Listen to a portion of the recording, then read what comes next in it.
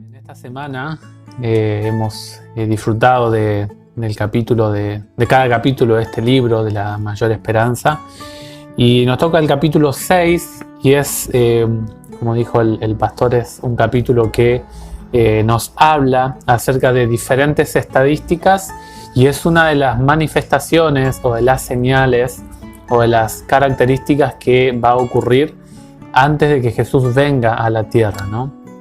Y el libro comienza hablando de lo que pasa en todo este mundo digital, en este océano digital, en tan solo 60 segundos, en tan solo un minuto.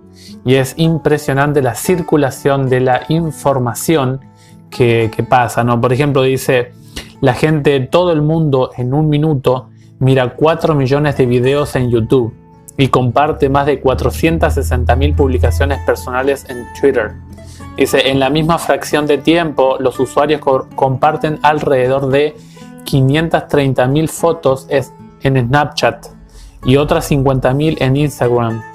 Al mismo tiempo, se hacen 18 millones de consultas sobre el clima y otras 3.6 millones de búsquedas en Google, mientras que 46.000 usuarios de Uber solicitan un viaje. También se envían 103 millones de correos electrónicos de spam y Amazon, la mayor empresa minorista de Internet, factura más de 260 millones de dólares. Todo eso en solo 60 segundos. Y ahora los autores nos llevan a pensar en qué pasa cuando ocurre un día de circular esa información. Ellos declaran que es casi imposible conseguir mentalmente toda la cantidad de dólares de ganancias que hay y la cantidad de contenido que circula, ¿no? Y habla de que en 24 horas algo en torno a 2.5 quintiles de byte, o poniéndolo en números, 2.500 más 15 ceros, ¿no? Es un número extravagante de información que circula en un día. Y bueno, después dice que la población mundial, casi la mitad de la población mundial está conectada a circuitos internéticos, y la verdad que es algo que eso está impactando a nivel social y obviamente también en lo espiritual. Allí se cita a un autor, Franklin Foer, dice, autor del libro Un mundo sin ideas.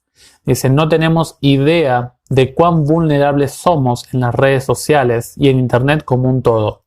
Las grandes corporaciones monitorean lo que hacemos en la red y emprenden un intenso trabajo de cruces de datos, buscando montar un perfil individual que les permita anticiparse y ofrecer algo que deseamos, o incluso utilizar ese deseo para conducirnos a una acción esperada por ellas. Nosotros hacemos una búsqueda en Internet y después nos empiezan a aparecer noticias relacionadas con esa búsqueda, con nuestros gustos, ¿no? Y hay toda una estructura empresarial por detrás que se dedica exclusivamente a el análisis de los datos.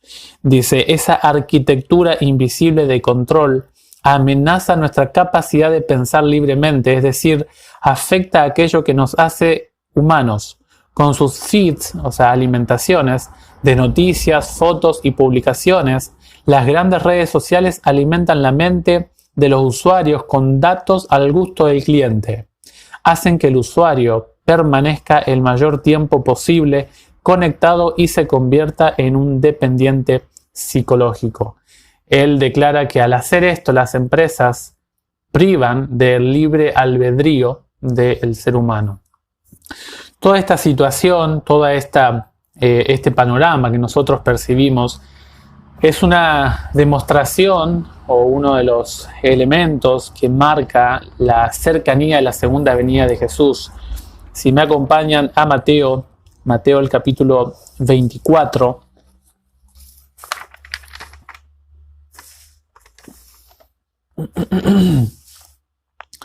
El versículo 6 no habla de que habrá tanto eventos sobrenaturales, pestes, hambres, guerras, sino que hay una palabra que es muy interesante, que está relacionada con lo que es la globalización.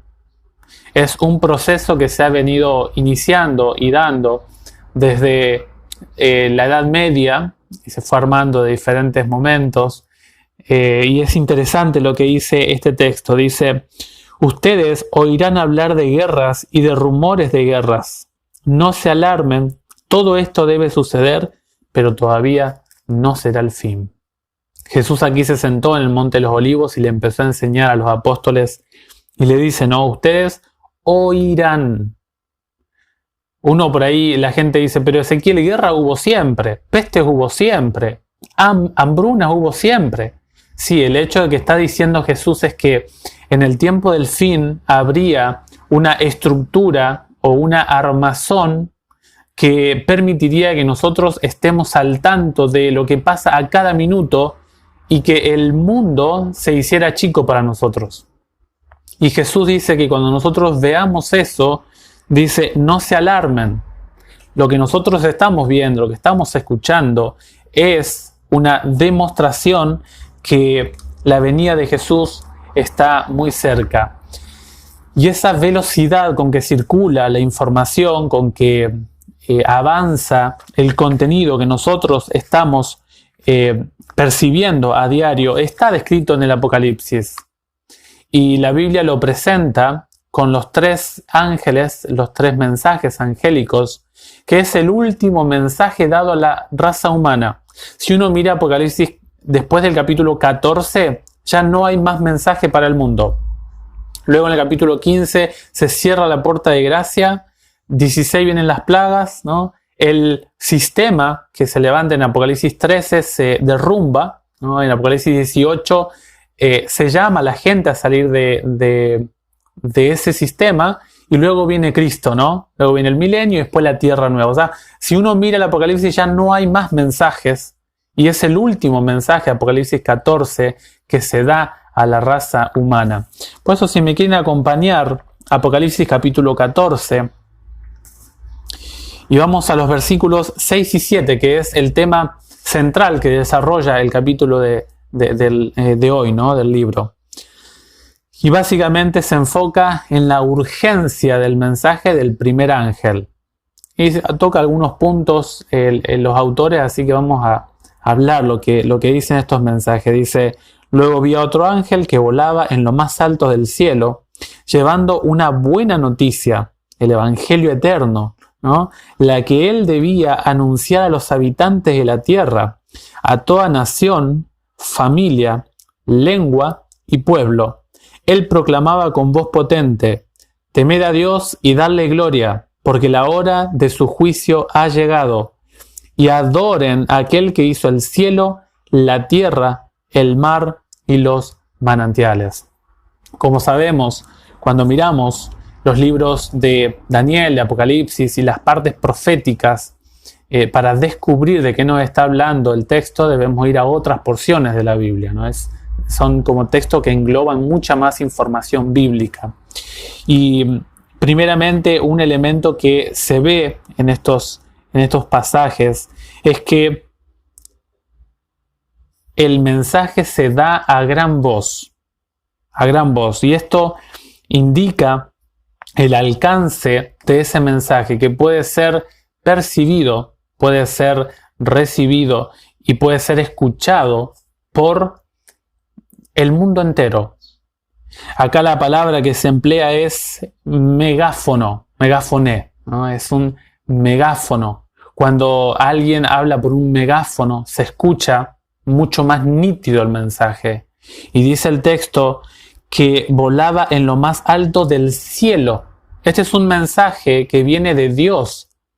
Porque cuando nosotros vemos en otros pasajes, por ejemplo Apocalipsis 9, se habla del ángel del abismo, ¿no? O sea, y es el destructor, dice. Hay un ángel que da un mensaje malo en Apocalipsis 9. Pero acá dice que estos mensajes vienen de ángeles que vienen de parte del cielo. O sea, son mensajes celestiales para toda la raza humana. El ángel no quiere decir que un ángel va a venir, un ángel mismo, a hablar a la humanidad. La palabra ángel, la palabra ángelos, es mensajero. Y a varios hombres, seres humanos, se los llamó.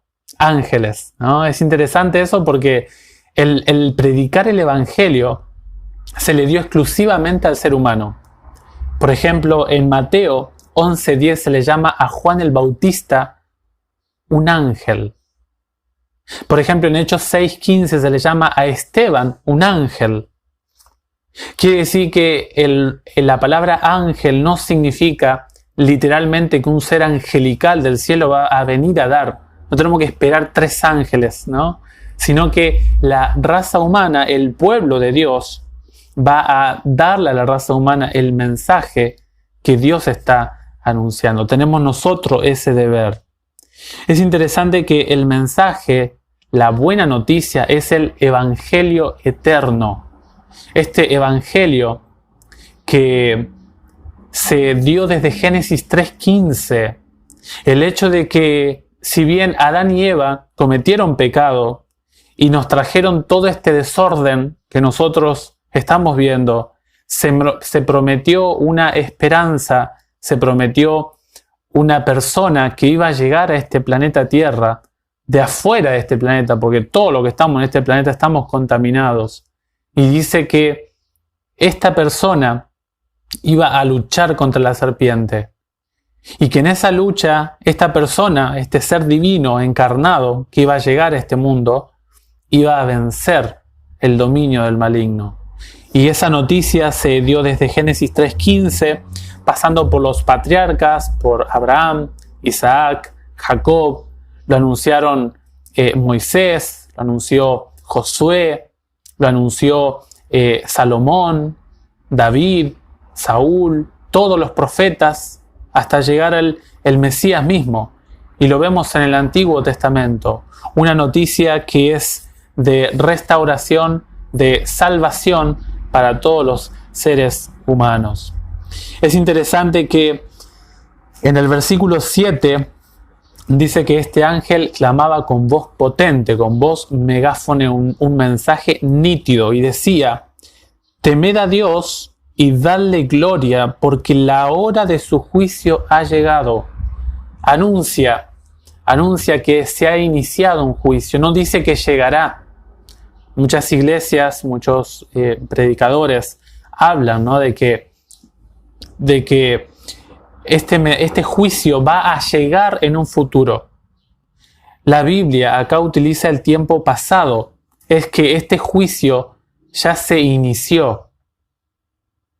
Y tenemos que ver cuándo, porque no lo da el texto, ¿no? Y dónde, tampoco lo da el texto. Tenemos que ir a otros pasajes para verlos.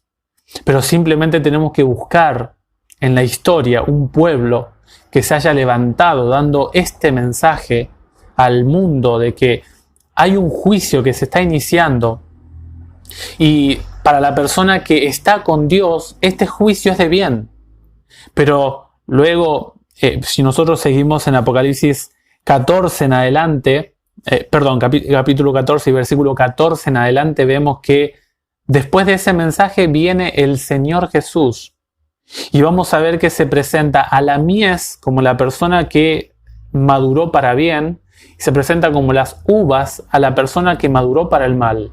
Este juicio es de bendición para la persona que está con Dios, pero es un juicio que no se quiere estar en ese juicio para la persona que está mal con Dios. Por eso es muy importante que nosotros sepamos cómo transpira el juicio para poder escuchar el mensaje de este ángel. Otro aspecto de este mensaje es que llama a todos los seres humanos a adorar a aquel que hizo el cielo, la tierra, el mar y los manantiales. Si uno mira allí las referencias marginales, o sea, que están en el margen, pueden estar arriba, abajo, en el medio, es interesante que los mismos compiladores de las Biblias, no sé si ustedes lo tienen, pero en el versículo 7 mi Biblia tiene en cursiva. Cuando es cursiva quiere decir que esas palabras aparecen o son tomadas de otro pasaje. Y exclusivamente se toma ese pasaje del 4.º mandamiento. Y el cuarto mandamiento es un mandamiento, y esto enfoca bastante el estudio del capítulo, enfoca a quién nosotros debemos adorar. Porque si miramos en el capítulo 13, la bestia también tiene un sistema de adoración. Y también tiene un alcance a toda nación, tribu, lengua y pueblo. Y además también manda adorar, hacer una imagen, blasfema contra el nombre de Dios. Y también tiene su marca, o sea, ataca los 4 mandamientos iniciales de Dios. Así como Dios tiene en el capítulo 14 un mensaje de adoración, el mal también tiene su sistema de adoración. Y tiene un sistema que se va a ir forjando y se está forjando y va a llegar a su punto clímax y lo vamos a ver manifestarse. Y es interesante, acá habla acerca del tema de la evolución, cómo la evolución, miren, yo le contaba a Anicia, este cuatrimestre me tocó estudiar historia, ¿no? Y es interesantísimo la propuesta que surge en el siglo XIX y XX, en donde, bueno, comienza el siglo XV, pero la propuesta de que el centro es el humanismo, el centro es el ser humano. Y el centro es buscar la perfección por nuestra propia cuenta, basándonos en la ilustración, en el razonamiento, y dejando a Dios, tratando de no agradar ya a ese Dios. Es como si Dios me está asfixiando, ¿no? No estoy libre, ¿no? Los conceptos de libertad, de igualdad, desde la Revolución Francesa. Y por eso Darwin es más del pensamiento científico. Satanás atacó la creación con la propuesta darwiniana e hizo estudios científicos comprobables que demuestran microevoluciones, habla el texto, pero hay problemas con esa teoría, que también está con la teoría creacionista, no digo que no hay problemas, ¿no? Hay cuestiones de fe en ambas teorías, pero este sistema circula en los ambientes más eruditos del mundo de la ciencia, y es un sistema, una propuesta, una ideología aceptada por la mayoría. Y además de la evolución, además de la propuesta darwiniana, el asunto de la adoración se inmiscuye en el día sábado. En el día sábado, y allí el autor se explaya mucho en este sentido. Primeramente habla acerca de cómo la raíz de la palabra Shabbat, o la misma palabra Shabbat, se ve en 70 idiomas y está circulando la palabra sábado por toda Latinoamérica. Es lingüísticamente aceptable. Esta etimología del sábado se encuentra en prácticamente toda América Latina y en todos los continentes, incluyendo los lugares más lejanos y aislados como la Polinesia y el Extremo Oriente. Para quienes están siguiendo el libro, estoy en la página 60. En toda la humanidad hay un recuerdo antiguo compartido de que el séptimo día es el día de descanso, lo que apunta al reconocimiento de Dios como el Creador.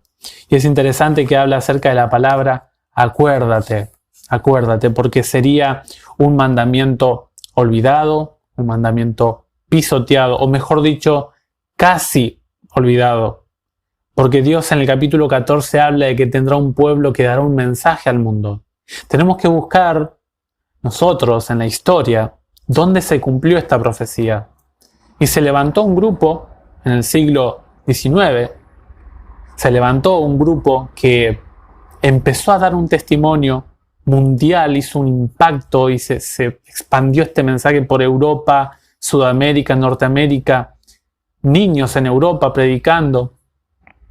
Algo estaba pasando, ahora se está anunciando de que Dios llama a la gente a la adoración. Y este sistema, como dijimos, que si uno lee aquí el librito, habla de la propuesta histórica que tuvo el rol central, la iglesia madre, ¿no? Que si ustedes lo leen ahí en el capítulo, en la página 61, dice, ¿no?, que el emperador romano Constantino en 321 oficializó el primer día de la semana como día de descanso y veneración del sol. Poco después, en el concilio de Nicea, fue adoptado oficialmente por los cristianos. Posteriormente, en el concilio de la Odisea, la observancia del sábado fue prohibida oficialmente en la religión cristiana romana. Este sistema, que está compuesto por tres partes, ¿no? El espiritismo, también la bestia, que es una iglesia madre, y luego la segunda bestia, que va a ser el protestantismo apóstata, tratarán de llamar a la gente a un sistema de oración también falso. Por eso los autores del libro, allí en la página 62, ya para terminar, dice: Dios llama a todos en el tiempo del fin. Invita a que se alejen del engaño, el paganismo y la apostasía. Salgan de ella, pueblo mío, para que no sean cómplices de sus pecados. Dice Apocalipsis 18:4. Ahí está la caída de la estructura impía, ¿no? Una vez más, personas de todos los orígenes, clases sociales, lenguas y culturas son llamadas a prepararse para el encuentro con Cristo.